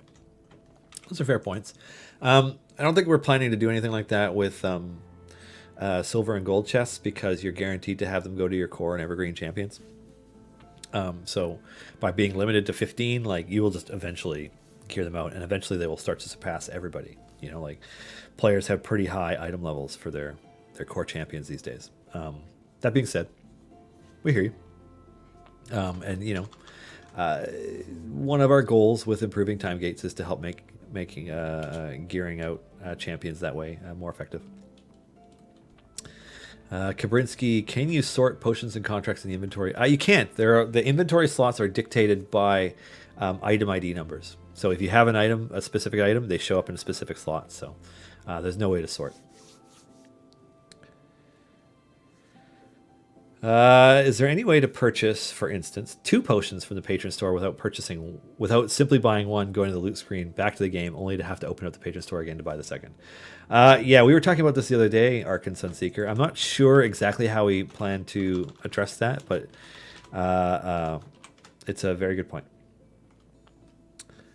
New question about blessings. I noticed that the blessings do not always show up on the character screen, local and global. Is there a way to see them? Once you have divine favor in a campaign that has blessings, the next time you load the game, they will show up. Yeah, we were actually talking about this glitch this morning. That is especially obnoxious for new players. It's something that only happens once, but it happens once for every campaign you launch. So yeah, once you have divine favor, so that would mean completing your first adventure in that campaign. In order to unlock it, you will be able to see them.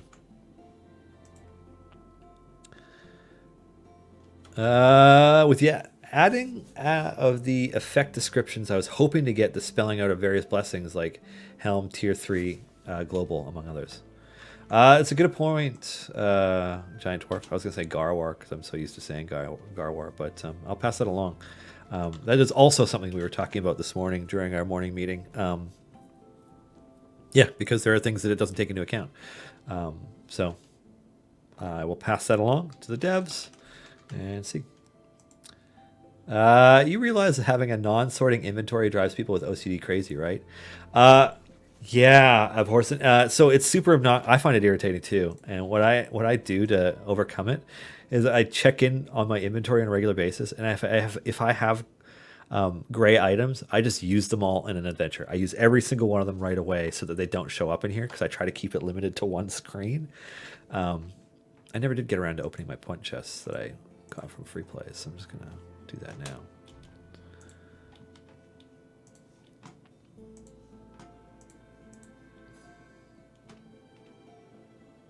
Container of beard grease. That's so gross.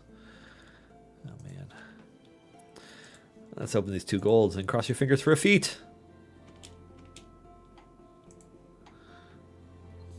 Negative. I'll open the silver some other time. Yay, that organizes my inventory a little bit. Oh god, blacksmith contracts I haven't used? Plunk. I'm going to put those on. Shout out to whomever put the average item levels in, by the way. That's nice to see. Kron's my boy. What do you got? That was Not as exciting as I was hoping. Still, it's an improvement. Yeah. Anywho. Would it be possible to allow us to swap to a saved formation while under attack if none of the swap champions are being attacked? So that's an interesting one to bring up, Tiboria. I think it's come up with our devs before as well.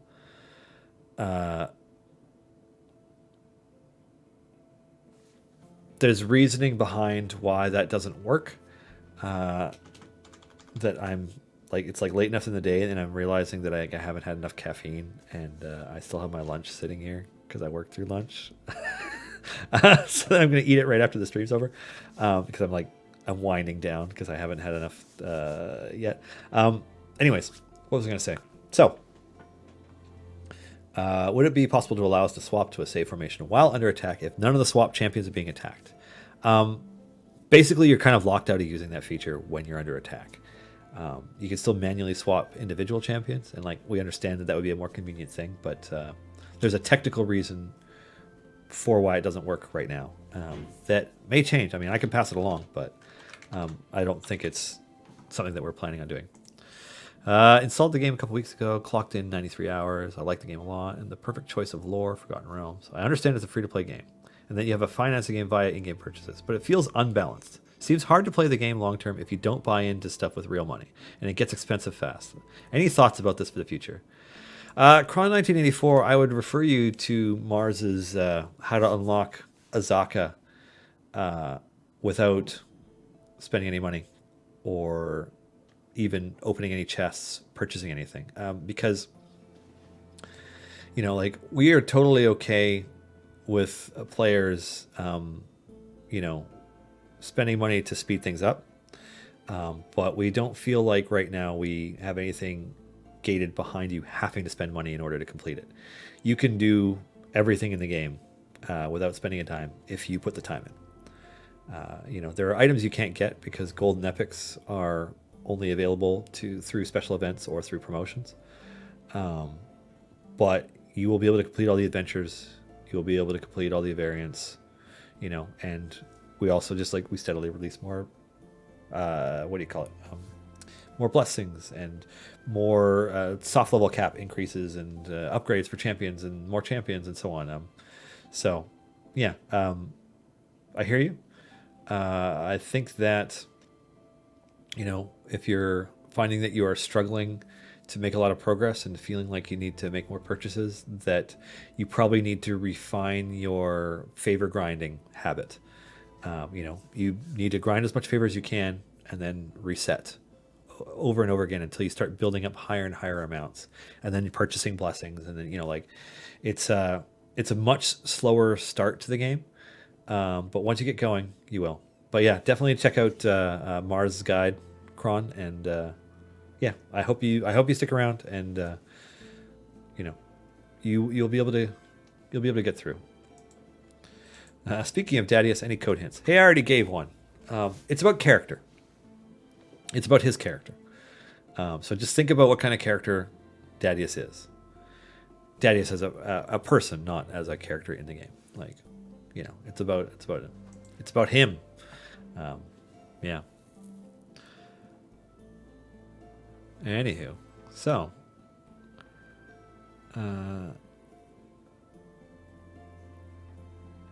almost up to 5,000 hours. Only purchased the Vizier pack. It's a slow burn game. Yeah, I mean, it's about putting the time in and being efficient with how you do it. The hardest thing to learn is to be efficient with your time playing the game, and how to unlock things and build up favor and all that stuff. But yeah. Biding time until Founders Pack 2 goes back on sale. The Founders Pack 2 didn't go on sale, and it's not going to go on sale again. Yeah.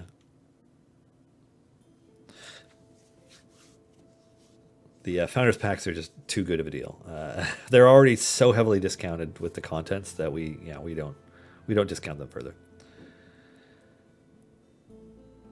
What is the point of showing a full summary of items from chests when you have to go through the entire list anyways? Why isn't there a way to skip it?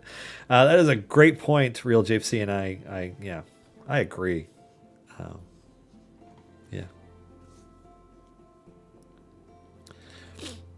Well, dang. I want to see Wanagi Scott.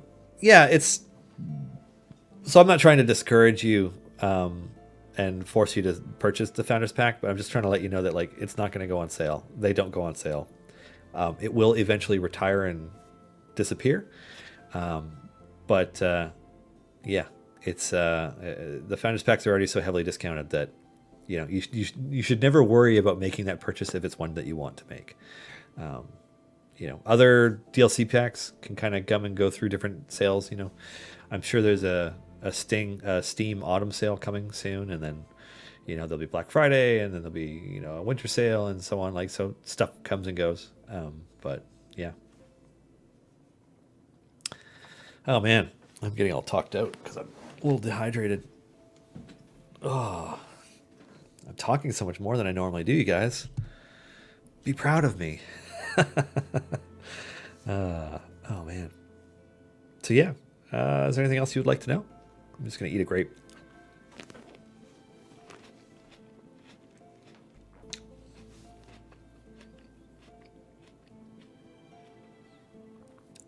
Alrighty. The most recent quality of life changes have been great, but for one thing I've been wanting is the ability to have all champions fit on the bar at the bottom. As it stands, if I use slot 1 and 12, both can't be fully on screen, and I just wanted to put in my 2 cents that maybe that's a thing to look at. Exclamation water. Thanks, Erica. You know what? I'm an idiot. I forgot. So a long time ago, which is to say 6 months or more, maybe even longer, I put backup waters and stuff in the streaming room in case this happened. And I just realized that I looked at my knee and I'm like, oh yeah, there it is. So, yay. Oh man. Oh god, this lid. I'm gonna get this all over myself. Ugh.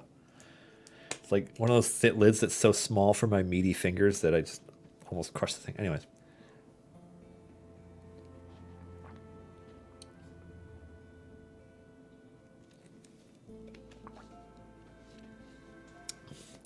Smut Puffin, what is the wind speed of an unladen swallow? Is that American or European? I think was the response to that. All right. We've talked a lot about the bottom bar with the champions and having, all of them visible and scrolling back and forth and a lot of different stuff with it. And what we haven't come to the conclusion on is how best to do that. Like players have asked for things like graying out, blacking out, removing, hiding, squishing, whatever champions that you don't use in some way so that you can fit more on there. And it's an interesting thing. I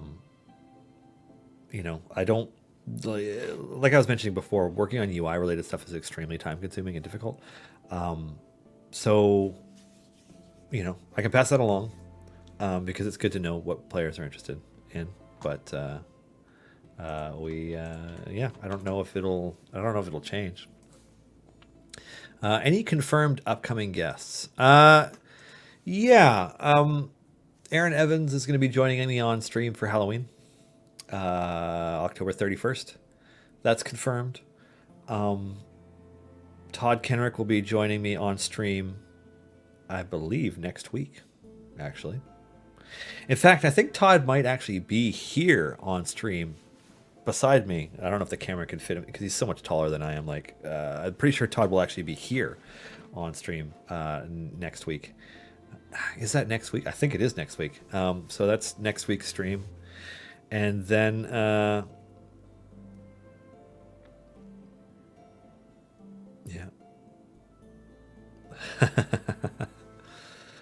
thank you for letting a familiar Camp 1 Ultimate. Hey, yeah. We were happy to do that.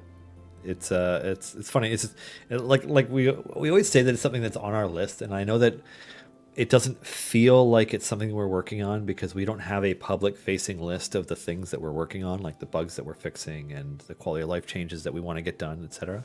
And it's not something that's likely to ever become public facing because it can shuffle around so much, and then updating it enough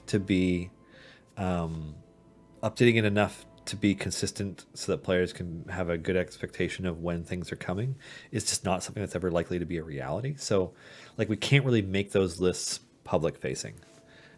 But yeah, it was on our list, and we got to it. And there are more things related to familiars and formation saves and a lot of other quality of life stuff on our list.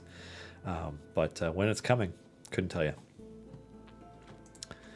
Alrighty. Could we get more distractions in the background? Like in the story, a moving tarp on a wagon gives gold, like the rats, bats, birds, and such. It's possible. I mean, we did like sort of like a general distractions update. I want to say last year in like March or April or something.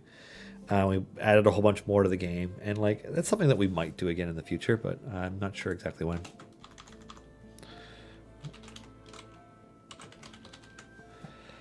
Oh man, subscribe to our social, CNE Games on Twitter and Facebook. Search for Codename Entertainment on YouTube. I think we might actually have CNE Games on YouTube now. Yeah. Let me just double check. YouTube.com/CNE Games.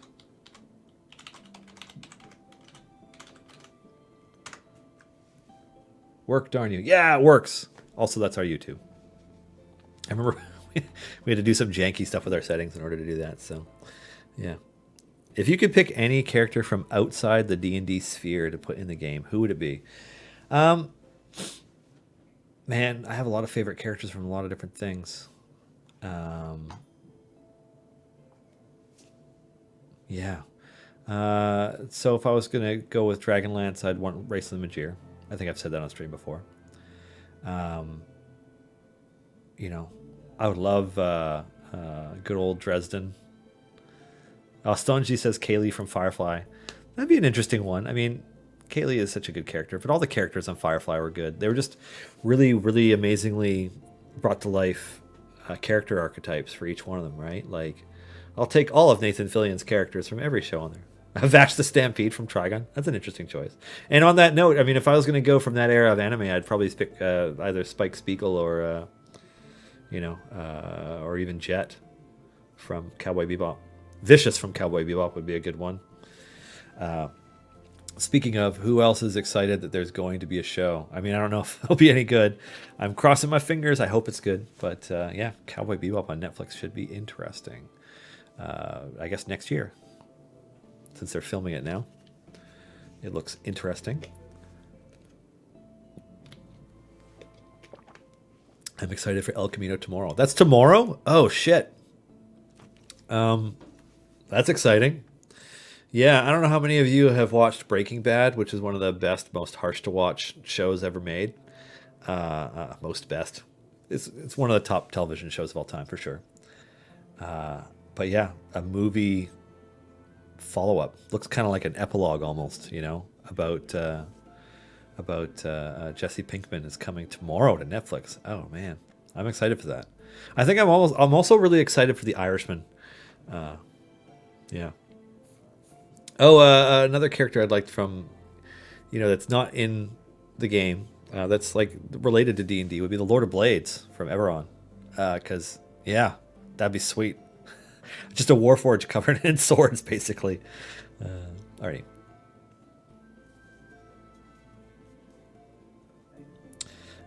Question. Blessings clarification. I meant the buffs do not seem to show up in the formation buff screen. Usually only one or two of them seem to show up. For example, for Torms, I have almost all, but only one of them shows up. Okay, yeah. That's fair. Alrighty. Hi, Dylan. Question. Which character or characters do you feel need a bit of a boost in terms of power or support? Thank you. Delana. All of it. Give her all the power and all the support. Make Delana amazing. Damn it.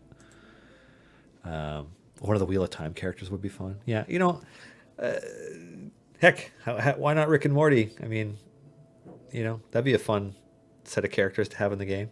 You could just have Morty be useless and just whine, and then Rick be overpowered. Oh, man. Congratulations, Green Samurai 23. I'm glad our Nightbot is working properly.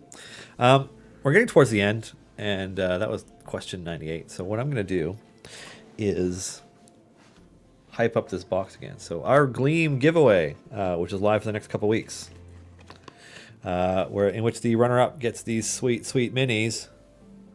Oh. Yeah. and which the grand prize winner gets these sweet, sweet minis.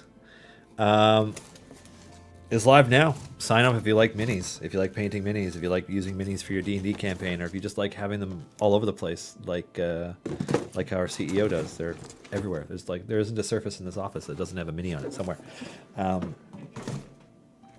Yeah, sign up for the Gleam link, which is shared in chat, and good luck to you. And yeah, very excited.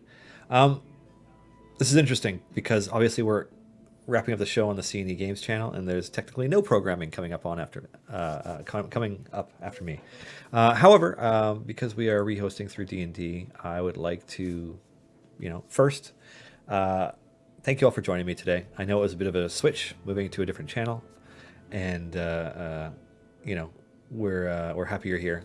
So thanks for joining me. This has been our show for Thursday, October 10th, 2019, episode 96. Thank you for joining us, for participating in the Idle Champions community, the Codename Entertainment community, and the D&D community. You guys are all awesome. This show exists because of a lot of people. God, it would take me a minute to list them all, and I'm going to try. So I'll starting with the team here who's helping me right now. We have, Clive spent a lot of time this week getting the Nightbot ready to work on this stream. Erica is moderating multiple channels. We have Lauren and DC Lazer. I'm not sure what DC Lazer's real name is because I can't remember who it is exactly. I want to say it's Jack. Anyways, my brain is muddled. We have all these awesome folks who help out on a regular basis. They're in chat. We have Greg Bart Pelham, Allison Schulling, Lisa, all over on the D&D side who help us on a regular basis. Everything from approvals and getting things done, getting art finalized, signed off on, etc., to things related to this stream and rehosting and so on and so forth. So, huge shout out and thank you to all of you. Kate Welch's show, Welch's Game Juice, is coming up next on the D&D Twitch for 3:00 p.m. Pacific. And then, of course, that'll be followed by, I believe, a new episode of Critical Role that's not going to be a Wendy's one-shot. Coming up at 7 p.m. Thanks again, everybody. I'm going to drink more water. Take care of each other, take care of yourselves, and have a fantastic weekend. Cheers.